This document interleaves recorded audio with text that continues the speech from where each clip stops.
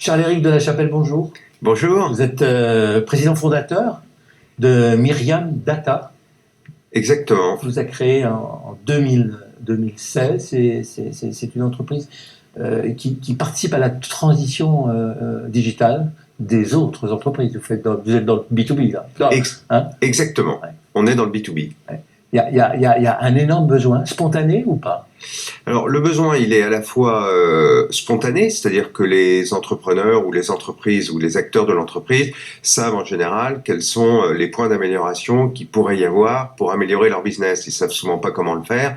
Et c'est là qu'on intervient à la fois avec une partie conseil, où on a des ressources qui sont là pour les conseiller dans leur transformation digitale, que ce soit sur l'organisation des données, l'organisation de leur système d'information, ce qu'on appelle des chefs de projet Big Data, des choses comme ça.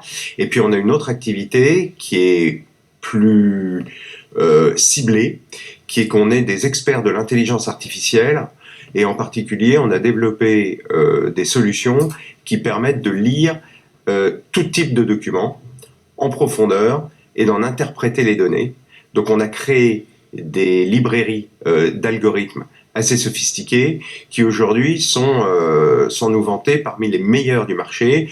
Par exemple, on sait lire des factures avec des taux de succès de l'ordre de presque 100%, ce qui est un outstanding, un fantastique résultat quand on sait que les meilleurs algorithmes proposés par le marché pour faire cela dépassent à peine les 70 ou 80%. Donc il y a des domaines pour la lecture, enfin dans ce domaine de la lecture des documents et d'interprétation du langage, on a fait des choses extraordinaires. Je comprends ce que vous dites de vos clients. Beaucoup d'entreprises ont peur aussi d'aborder cette phase-là parce qu'ils ne comprennent pas forcément le vocabulaire et le langage que vous utilisez. 2016, vous avez été créé et ça marche. Le Covid a dû vous... Alors, le Covid a eu, pas sur la partie R&D, sur la partie où on développe des solutions sur mesure pour les clients, parce que ça, c'était déjà enclenché.